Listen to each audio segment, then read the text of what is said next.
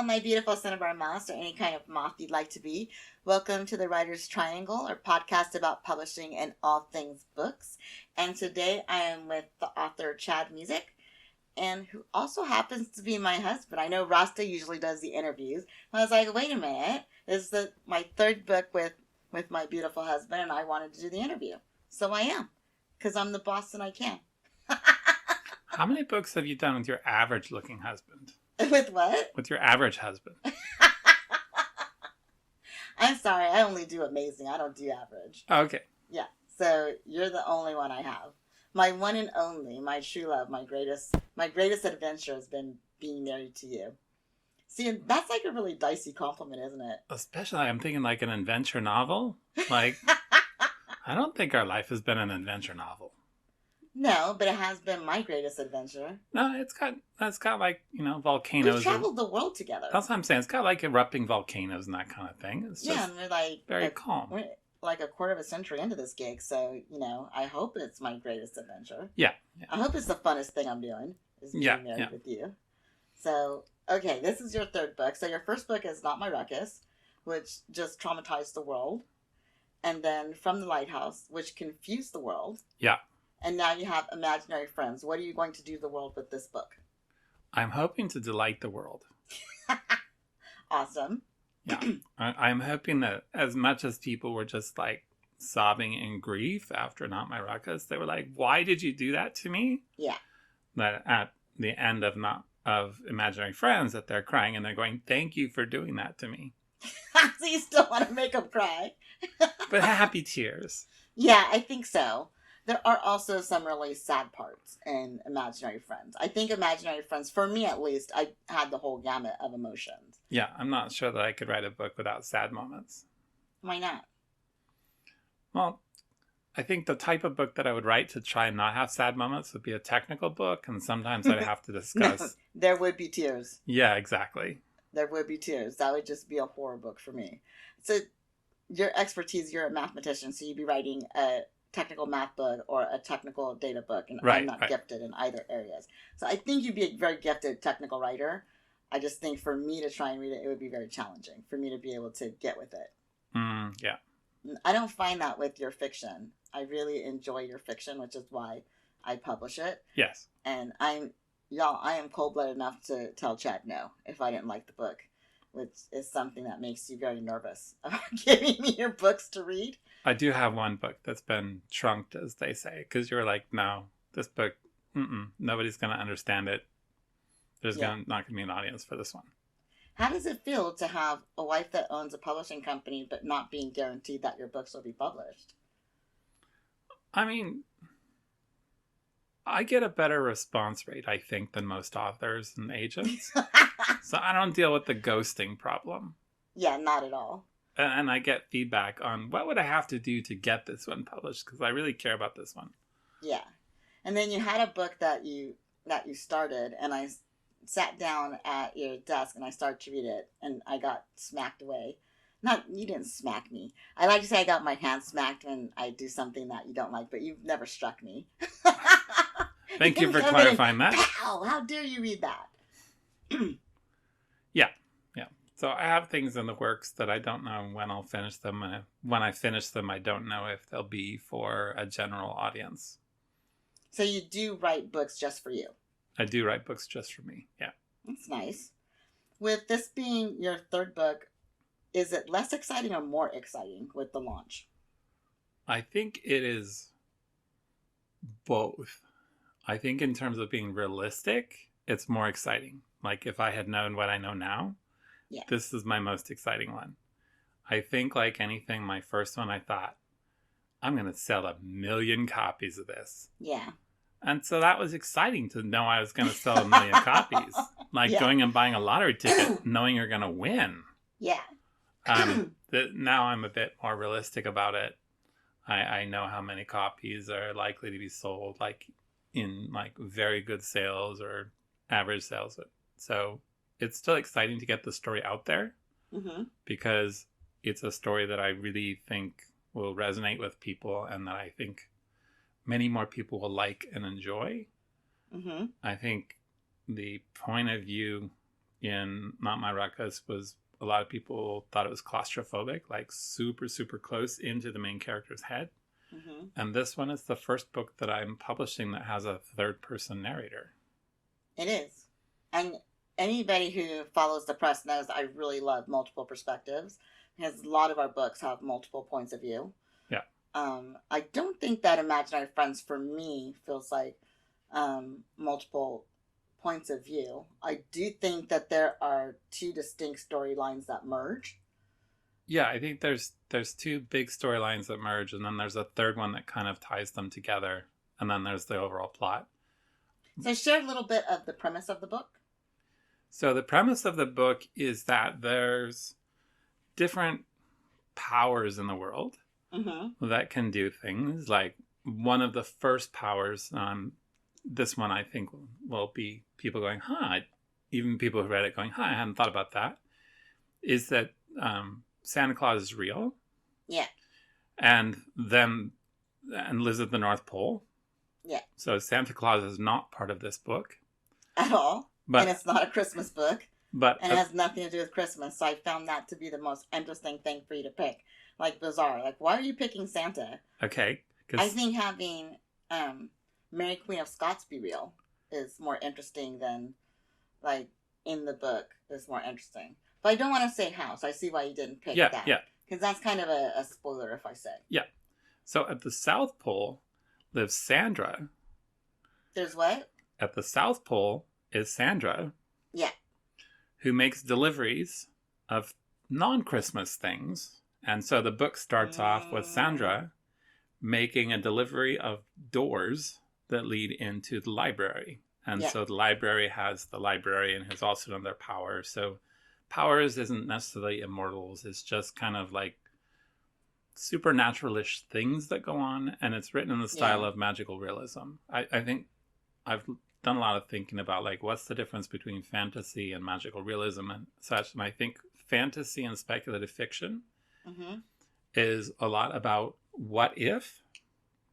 And magical realism is more like, this is the way it is, now what? Yeah. I think that's a good way to break it down.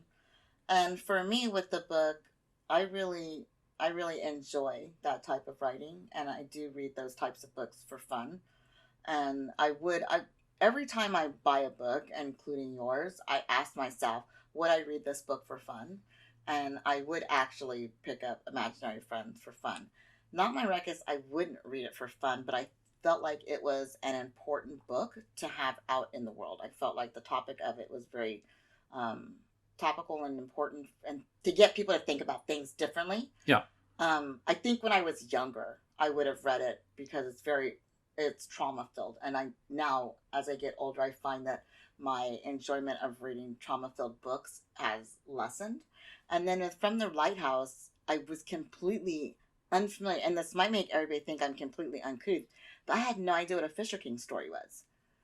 And so for me, I was just lost. And for me, the entirety of From the Lighthouse was a mushroom trip. Like, if you took magic mushrooms and went out into the forest, like, that was that book to me. And that's how I accessed it. And From the Lighthouse has like stream of consciousness from an unreliable narrator. Yeah. And if you kind of just go with the flow, I think people will enjoy it. But if you're trying to, like, it's not a Harlequin romance, for example.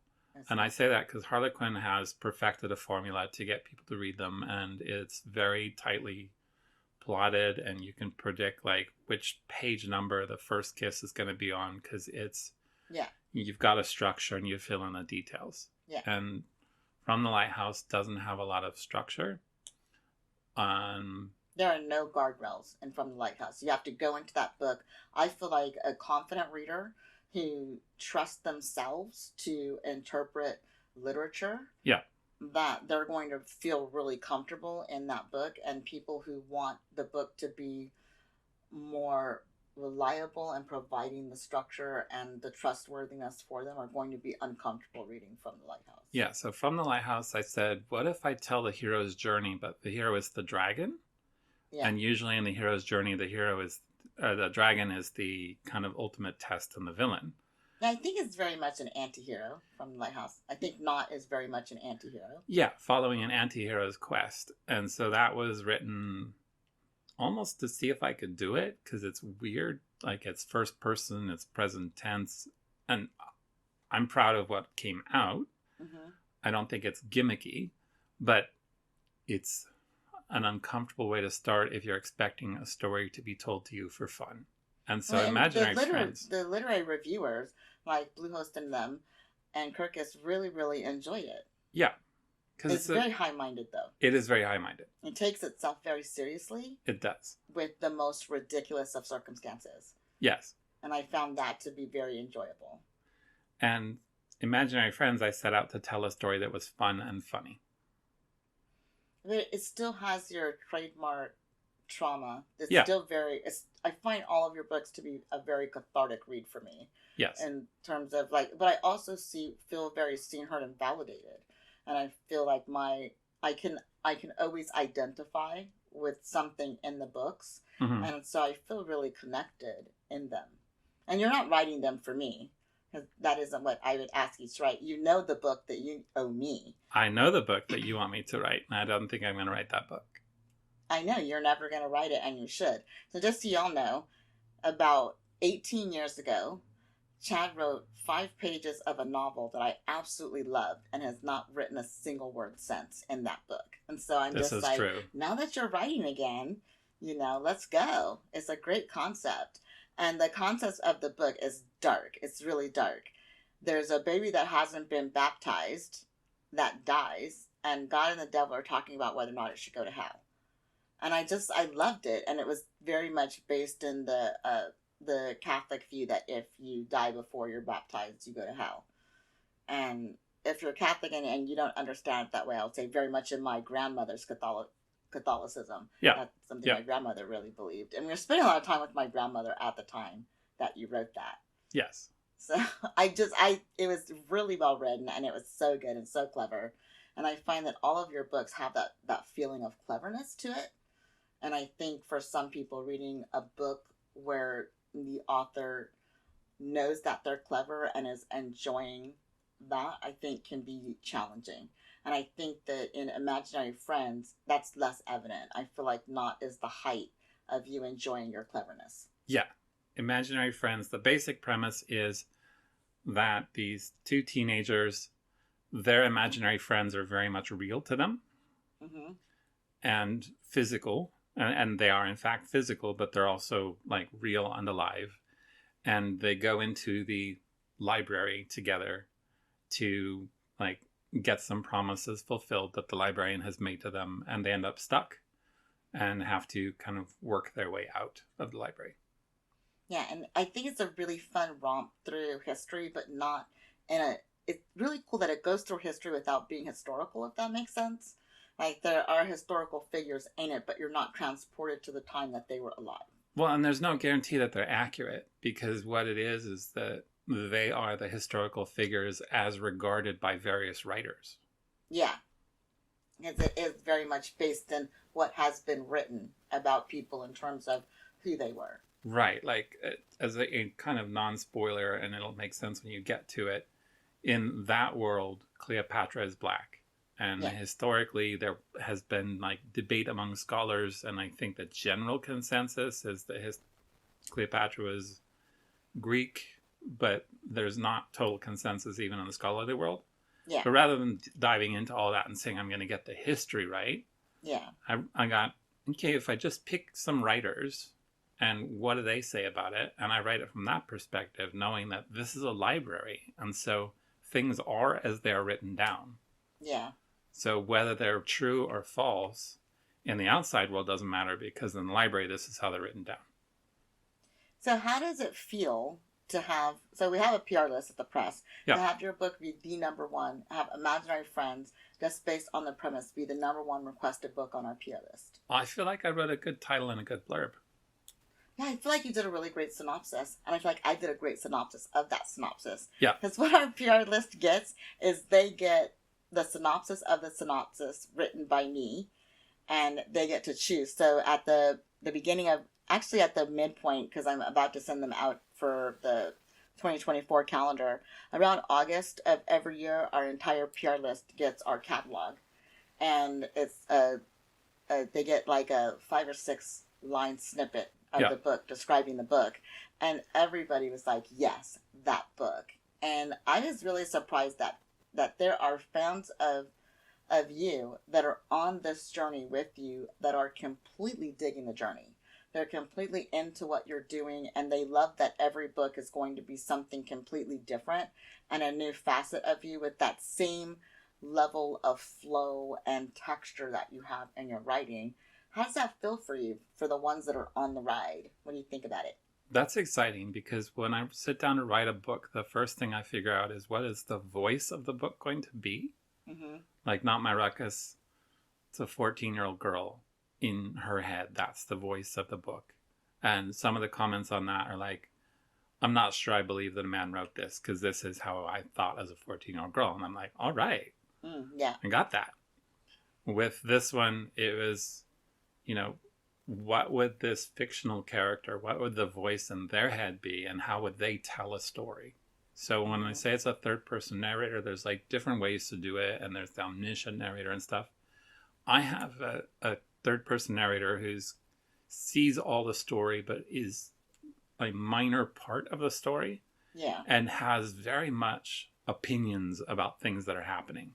Yeah. And so it's not the neutral, like the character walked across the room. It's very much like it's about time that character walked across the room. Yeah. I feel like it doesn't take the imaginary friend the narrator does not take themselves too seriously. No. And therefore the novel doesn't take itself too seriously. That's the aim. Yeah. And that was intentional on your part to have sort of this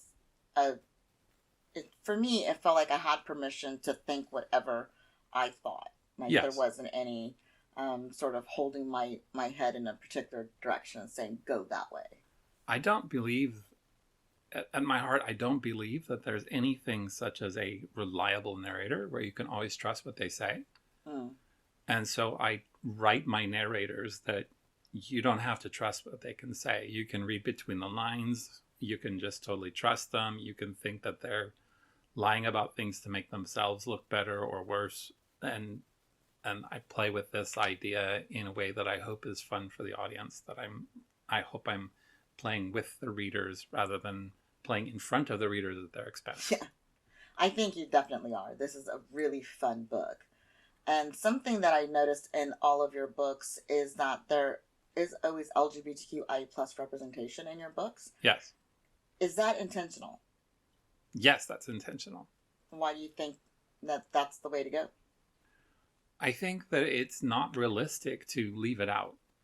And so it depends on where the book is set, that there are certain things that are left out.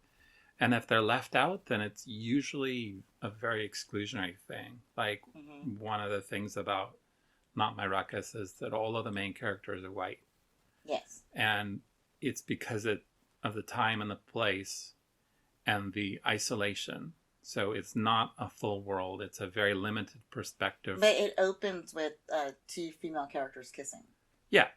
So because it's from the perspective of that character who's being very sheltered from the realities of the world and is experiencing one reality they have been sheltered from, but doesn't experience other realities.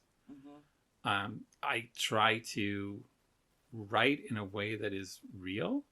And like if you look at the US population, I think the average is 8% across all of the US identify as being part of the LGBTQ plus community. But among the younger generation, it's 20% or so. And people are saying, oh, it's infectious. So what do you mean by younger generation? So I'm in my 50s. Yeah. And for me, when you say the younger generation, I think from 16 to 25. Yeah, that's basically, yeah. Yeah, half my age. Yeah, exactly. Less than half your age, yeah. So in looking at the LGBTQI plus representation, I think it's important to talk about it, how it's represented in this book, because I thought you did something really smart with it, and that is you took a character on their own journey of self-discovery and how they felt about their sexual orientation and what that meant for them, and also the impact that their own self-discovery had on their relationships with friends and how it changed. And I thought it was done really smart, and it also for me captured a part of the population where it the trauma is their own internalized homophobia. It wasn't actually any homophobia in their lives, and it's brief. It's only a I think a half a chapter in the book, but I think it's just captured so beautifully. Where did you get that intelligence from? I think just living it. I think, like, growing up Mormon and, like, I have Mormon friends and family. Nothing against anybody in particular, but it was very much like, this doesn't exist. Don't talk about it. If you think it exists, you are imagining things. So if you have a gay friend, no, you have an imaginary friend. And there's just a lot of, like, these things can't exist and don't talk about it. Yeah. And so I try to include characters within my books that existed always, but people didn't always talk about. And I don't feel like I am capable of taking on, let's say, Ivy, who's one of the main characters. I can't take on Ivy's perspective. I don't understand it deeply enough. And so... Which is something you and I talked a lot about. Yeah. Because I have multi-ethnic, and I'm Black, Indigenous, and Jewish, and Ivy is Black, and I don't know what else, some kind of white. I don't know what flavor of white. Ivy just identifies as Black. You can read the book if you want, like... And is also a wheelchair user, and we did reach out to friends who are wheelchair users, because those aren't, while you do have mobility issues, you don't use a wheelchair. Yeah. So I think that you're very smart in terms of who you reached out to get this education from. And like with the Japanese culture that's in the book, you taught, children that are of that age. Here we live in Japan. And so I think it was really smart. I think you're good at understanding where your identity stops and starts in terms of expertise. Where does that kind of cultural sensitivity come from for you? Because that's not how you were raised. I think it's from being raised so isolated and then moving to California when I was an adult. And not Southern California, which I lived in Bakersfield as a kid, which was still very much isolated. Lived with grandma, didn't really see anybody else. And just meeting various people. The first job I worked in San Francisco, I got invited to go to the Star Wars revival when the original Star Wars movie, was released. And when I showed up... Yes, we were old enough that we saw the original Star Wars movie when it was released, and old enough that we remember every when it was other showing as revivals and such. Boy, put a date on us. Yeah, so they had a sticker, and everybody had a character that they were. I don't remember who I was because I'm a minor character. But I'm walking with this group of like 10 people. Most of them are from work. Some of them is like people's boyfriends or girlfriends.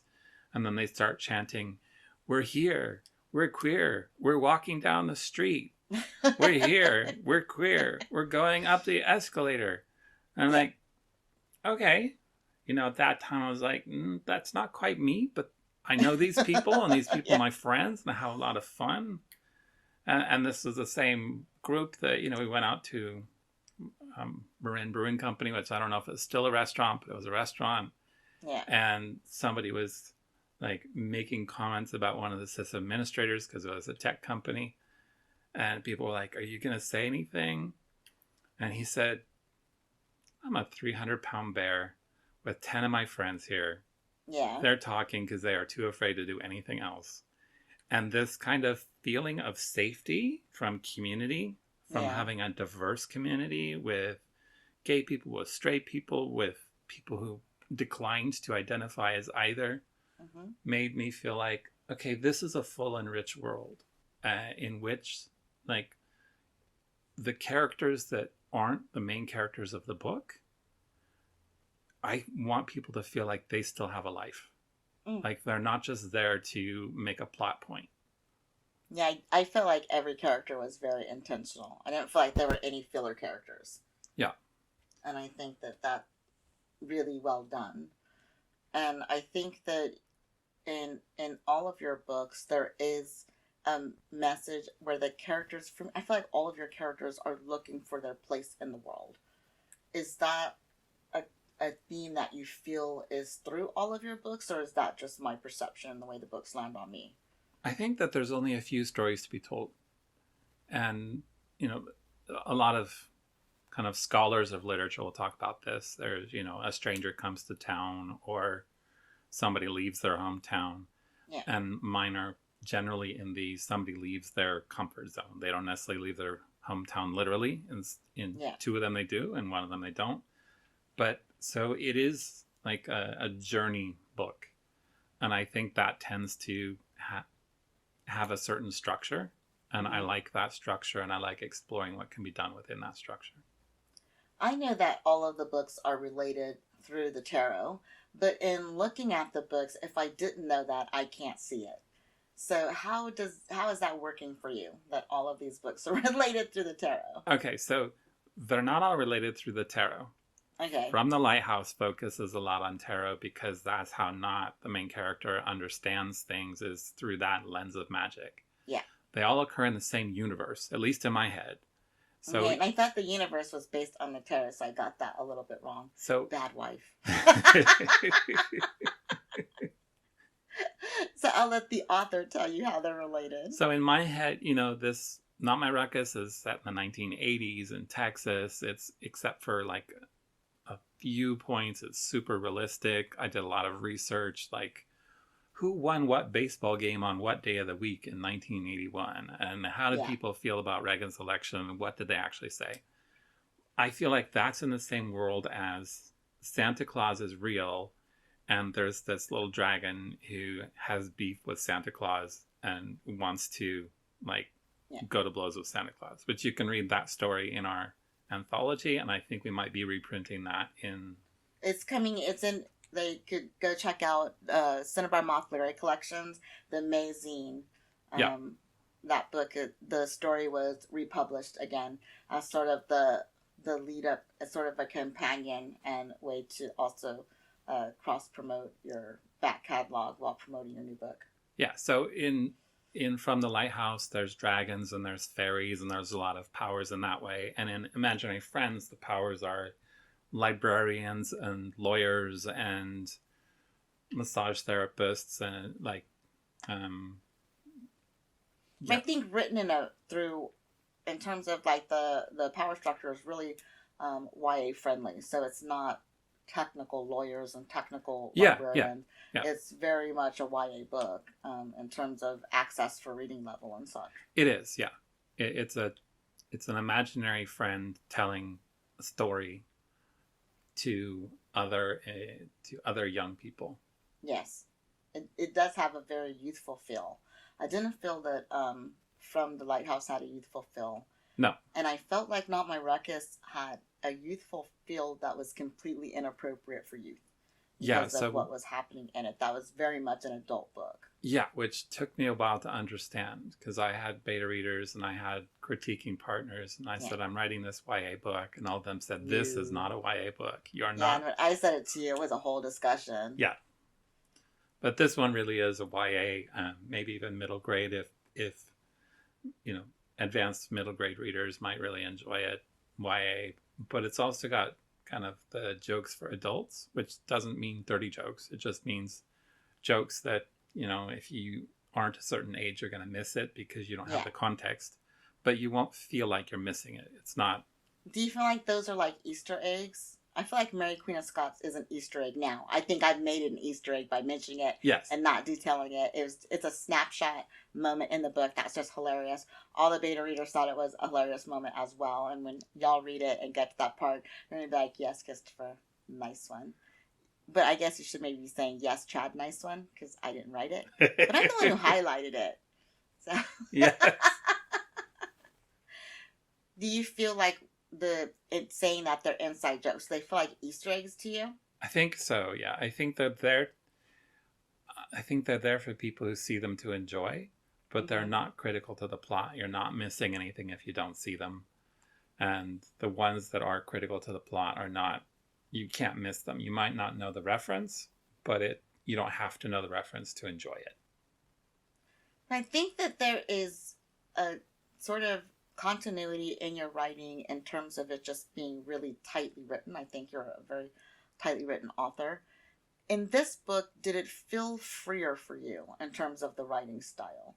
Do you feel like you have a signature writing style? Do you feel like someone can pick something and be like, yeah, that's Chad? I think that I have a signature writing style, but it varies. And the thing that's common is the voice. The voice is always going to be 100% consistent. So It's always going to be 100% interesting. Consistent. Oh, okay, sorry. But so I was like, go head on with it. It is 100%. Yes, it is. I'm going to say that. My books are interesting. I think there are writers that including ones that I really enjoy, who their narrator is sometimes just kind of dispassionate and just dispassionately relaying the story. Sometimes they're talking as if they're the character, which is called third person close point of view. Sometimes, like, they're just kind of doing what's necessary for the story. Yeah. So the voice fits to the story. And I think in mine, the story fits to the voice. That's a good point. With Not My Ruckus, it was a runner-up for the Montaigne Medal and first runner-up for Fill It In. For the general fiction category in the Eric Hoffman Awards. Yeah. It was also finalist for the grand prize for that, and finalist for the First Horizon Award, which was for first novel. Yes.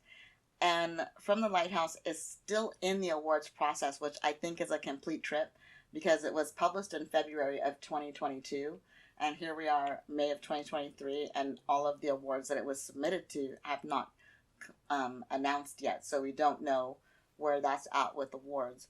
What are you hoping award-wise, or when you write, do you have award hope?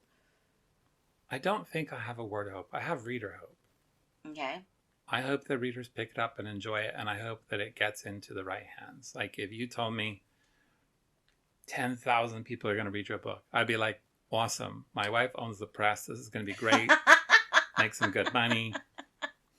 Wonderful for everybody. It's a party right here.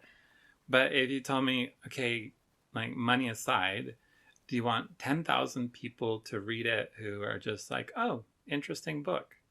Or 10 people to read it who think, finally, I know that there's somebody out there who gets me. I would pick the 10. Nice. I think that's an awesome way to go into writing. Do you feel like you can identify as an author? Is author part of your identity? I think writer is. I think author is not. What's the difference for you?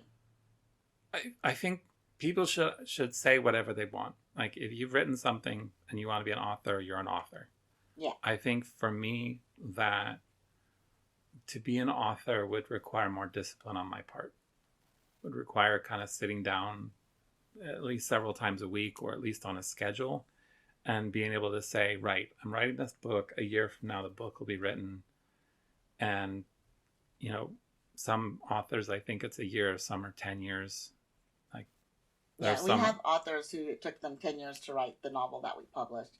And we have other authors, one author that's just a warm spot in my heart that wrote a book for us in 9 months. Yeah. And bless their heart, you know who you are. I love you. Thank you so much for that. And I was blown away that they were able to do it. Super appreciate it. And it was unreasonable of me to ask. I'm just saying that. Yeah. The fact that they could was awesome. And that was just a dynamic that we have. But, you know, there are Pulitzer Prize-winning books that took the author 25 years to write, and that's all they ever wrote. And there are kind of authors who have Nobel Prizes who are like, I write a book a year.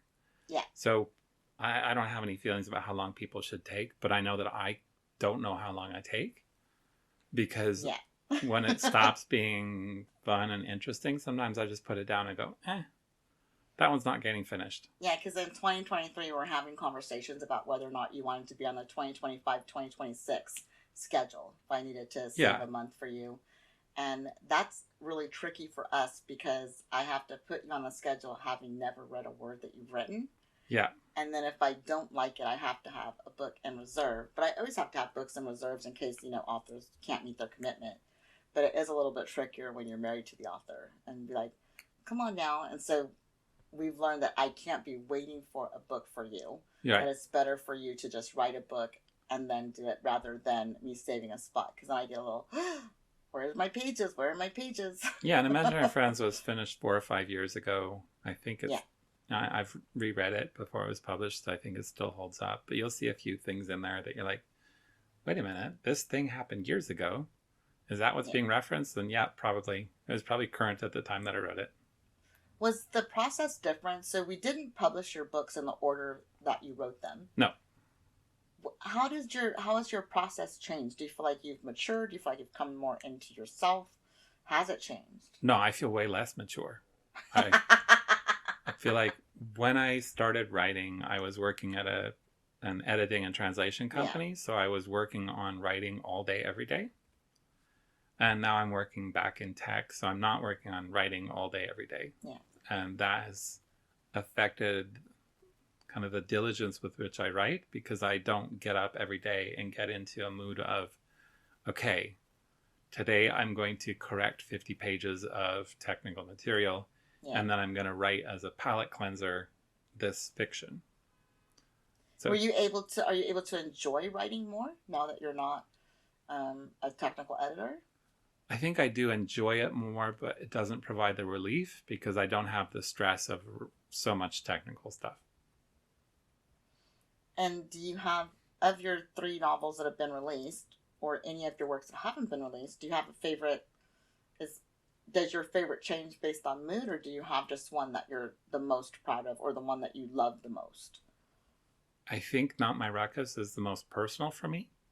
Yeah, I think it is too. And From the Lighthouse is the most look what I could do for me. Look what I could do. Very much. And so it felt like you were sort of flexing your literary muscle. Yeah. Yeah. And Imaginary Friends is the one that, if you said, hey, can you give a reading? I would want to read from Imaginary Friends, because to the public. Because Not My Ruckus, I'm not going to read that to anybody I'm not got a really close relationship with. Yeah. So, yeah, I love all my literary children the same, but for different reasons. Are there any specific milestones you hope that Imaginary Friends reaches? I hope that it reaches being listed as class literature for something. Oh, nice. That's a good one. Yeah.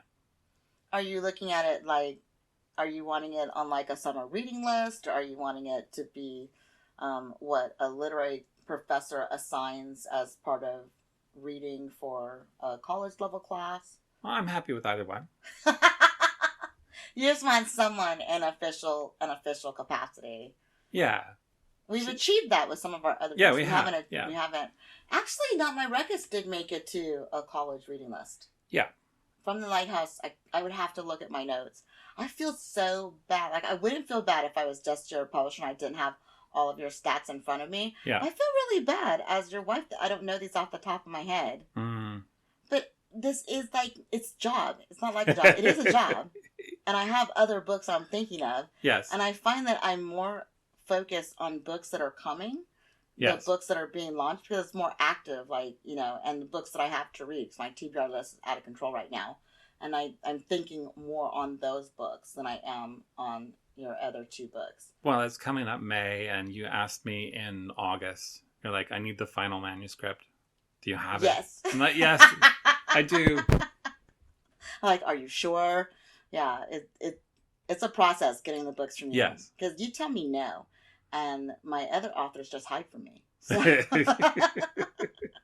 I find that, the ebb and flow. And then I have other authors that turn in the books just at random times. And I'm like, I just really don't have the time to read it.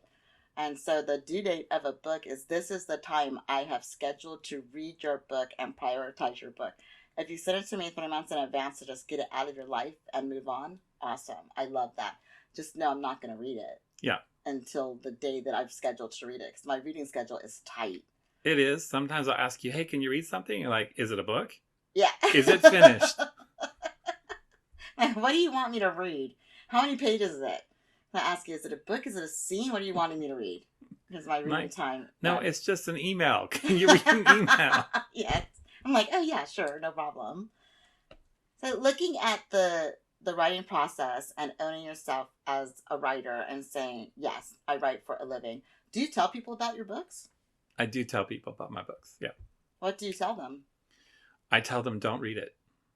That's not what you say. I tell people about my books and I say, if you're going to read Not My Ruckus, be aware that it is a very heavy book.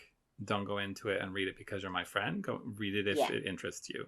And I think that's the same thing I tell them for the other stuff. Like, I don't expect my friends to read my books just because they're my friends. I expect that my books... Your friends do read your books. Well, yeah, I mean, I write... They get the books for free. They should read them. So the least they could do is leave a Goodreads review. They don't leave Goodreads review, which that annoys me. I'm like, I gave you a book for free, review it. That's my boundary. If I'm sending you a book, give me a review. Break me off some love. Well, and the people in my life who are my friends are the people who find me funny. That's not the only requirement, but it's a pretty big requirement. And a requirement for you. They don't share your sense of humor. And interesting. So I think that when they read it, they're like, okay, yes, this is Chad's sense of humor. This is Chad's sense of justice and the world and how things work. And they mostly know it. So I think they mostly enjoy my books. What's your greatest takeaway from writing Imaginary Friend? I think my greatest takeaway is it's okay to write a book that people want a sequel to and not have that sequel. What? That's my takeaway. Say it again. It's okay to write a standalone book. And I think even in like middle grade and fantasy and... Where are you getting that it's not okay to write a standalone book? There's been a lot of pressure from the publisher. Oh, okay. Because... See, now you started it. We're going to open this all the way up. You have completely written a prequel to this book that you will not edit and finish. It's only half written. If it were fully written, I would edit and finish. It's 3/4 of the... We'll split the difference. It's 3/4 of the way written. Okay. You could finish it in a month. Probably, yeah. Okay. That's what I'm saying. So you write a book that's good. You have me read all the different iterations of the book. I make space for it. I fall in love with the characters. I'm invested in the story. And you're like, I don't think I want to finish this one. Exactly. And it's a prequel, and it's an awesome prequel with great characters. And it has one of the characters that is everybody's favorite character in Imaginary Friends. It's their story. Yeah. So, fight me. Well, and people are asking for a sequel to Not My Ruckus. And I'm like, no, that story is done. Yeah. People are like, but you didn't go a long way into the ending. And I'm like, because that story is done. Like this is what I mean about the plot suits the voice. Is that there's no more voice to be had in that story. There are more events that happen, but basically you don't care about your fans, is what I'm hearing. I care more about my characters than about my fans. Yes. I say pointedly because I'm your biggest fan. Like, so basically you don't care about me. You don't care about my curiosity or what I want out of your writing process. As a fan, I don't. And that's why if my books are for you, my books are for you. And if they're not, they're not. And I don't take that personally. No, I think that's a good attitude to have. Have you had one piece of advice that you were giving someone who's... So I think 3 pieces of advice. One piece of advice for someone who wants to start to write. One piece of advice for someone who's in the middle of the writing process, and one piece of advice for someone who's trying to get published. So I think if you want to start to write, I think about figure out what story you want to tell rather than figuring out like the genre or how your book is going to fit into the marketplace. Yeah. Think of a story first. Think of what characters populate that story and just write something and then go back and refine it. So a lot of the things that are highlighted in the book were either throwaway lines or not there at all. And when I reread it, I realized, hey, I can tie all these things together and make like motifs and various other words that come from French. What was the second one? For someone who's in the middle of the writing process. I think if you're in the middle of the writing process, keep going. Because what I found was that the days that I wrote that it just felt easy, and the days that I wrote that it felt like I was dragging every word out by its teeth, when I reviewed those notes, I couldn't tell which day was which. Like Yeah. the quality of the story, because I knew what story I was telling, the quality of the writing was pretty much the same. So you don't have to be in a flow state to write. And if you get flow state, sometimes that's great, but it doesn't mean that your work is only going to be good when you're in a flow state. Yeah. That's true. And then somebody who wants to get published, honestly, I would say I have gone about it completely the wrong way. Because how did you go about it? I went about it by writing the books I wanted to write, Mm-hmm. and then keeping them that way. And I think that they're hard to categorize sometimes, and they're hard to describe sometimes. Mm-hmm. And a lot of the feedback that I got from literary agents, because I finished Not My Ruckus and Imaginary Friends a long time before Cinnabar Moth started. Yeah. So I got feedback from agents and things on them. They didn't quite know where to put them because they don't fit cleanly into a category. And so realize that if you're trying to publish, it's about the marketplace rather than about your book. And I think that's such a hard target to hit, because what the marketplace is today is not what it will be next month. absolutely.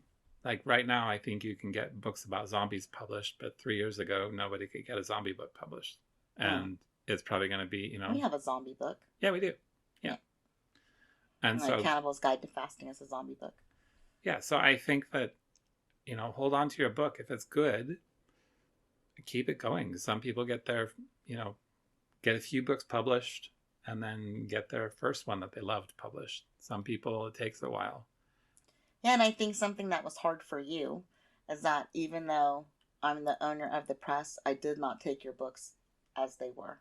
There were things I asked you to change in every single book that we've published of yours. And there have been books that I've taken just the way they are, but that is really, really rare that I don't have any content notes for the first book. I find that usually a second book in a series, I don't have those content notes about because they already know like what my taste bud is, and we work together. So I work really closely with all of our authors. Not everybody is going to come with that energy, but if you submit a book to Cinnabar Moth, then please check whether or not our subs are open. If our subs are open and you submit a book and I like it, I may like it with notes, and then you as an author have to decide, do you want to publish it with us bad enough to take those notes? And for you, that was something that your first answer was no. Yes. You did not want to take my notes. And then you went through another round of sensitivity readers and you were like, oh, wait a minute. Okay, this is a sensitivity issue. It's not a preference issue. This is something I should listen to. So I think you're really open when you have sensitivity notes, but not when it's a content note for preference. Yeah, and for Imaginary Friends, I paid a couple of sensitivity readers for various parts of it where I don't know the background. And that was all before the press. And so, yeah, I guess it's a woke book. A woke book? Yeah. Like some people might think I'm woke for trying to be woke for having sensitivity readers and things. And I'm like, no, I'm trying to be accurate. So every single book that we publish gets read by at least one sensitivity reader. I try to have it read by at least 5 sensitivity readers. So it has nothing to do with our authors and everything to do with what I think is best practices, because I'm not trying to put anything out there that makes someone feel bad for who they are. Yeah.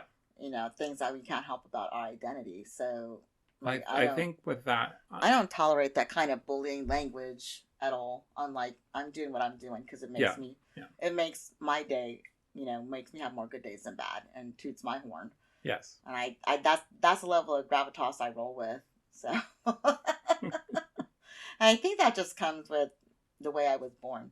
I think so. That's always been my mindset. I can't make anyone happy if I'm not making myself happy with what I'm doing.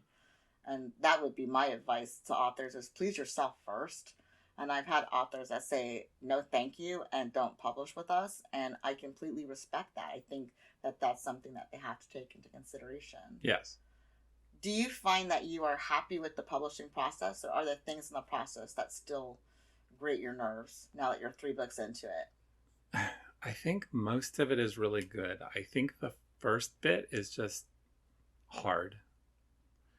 The first bit, writing the book? Yeah. Okay. I was like, what's the first bit? For me, it would be like, writing the first the book. bit is writing the book. Okay, right on. But you feel like the rest of it like having the level of publicity that you have to do for it and communication that you have to do for it, are you at a comfortable level with it? I'm at a comfortable level with that. Yeah. And do you find, are you networking? I don't know what you do outside of the things that the press does for all of its authors. Do you do things above and beyond what the press asks you to do? So we ask you to do this interview, yeah. and then we do a virtual tour where you do guest blog posts and interviews as well. And then we have other interviews that we do that come from the press release that we do. And that's about it in terms of what we ask you to do to promote. I think the extent of what I do is like if people ask, what do you do? Rather than just telling them my job, I say, I'm a published author. I've got these things. And that does lead some people to get interested by the book and read it. Are your books in your LinkedIn bio? My books are not in my LinkedIn bio. I got all up in your business in public. Because I know you're not that good at retweeting when I'm really not. Is promoting your books, and I try not to harsh authors mellow in terms of how much promotion they do, and I don't know, the industry is kind of mixed on whether or not I'm taking the right approach on that, but again, I'm doing me. With all of that said, thank you for being an amazing guest. I know it might be kind of abrupt for you, but how is it for you, this ending? No, this is good. Yeah. I hope y'all enjoyed this interview, and Rasta will be back in 2 weeks with our next interview. And I believe our next interview is our author in residence, Cassandra Windwalker. Amazing. Author in residence, winner of the Poetry Prize. Amazing poet. So happy that we were able to get Cassandra as a residency for the Cinnabar Moth Literary Collection. Just fabulous poet, one of my favorite poets. But back to you, Chad, because this is your interview. Can you tell the folks where to find you on social media? You can find me at The Musics on Twitter, or you can look me up on LinkedIn, which is the social media, if you have questions about math or data. Thank you to all of our beautiful Cinnabar moths for listening. And you don't have to be a Cinnabar moth. You can be any kind of moth you want to be. And be sure to go pick up Chad's latest novel, Imaginary Friends, coming out the first Tuesday in June. I don't know what day it is today. That is just so awesome for me. It's coming out June 2nd. May 2nd. May 2nd. What month is this? May. Hello, Christopher. It's the end of April. May. So sorry. So bad of me. I am just being a really terrible wife. And also a terrible promoter. Well, and just for that, pick up all 3 books. Yeah. Pick up Not My Ruckus, pick up From the Lighthouse, and you can visit cinnabarmoth.com and click on books to find all of Chad's books. Thank you so much for being an awesome guest, and I'll talk to y'all next week. Bye. Bye.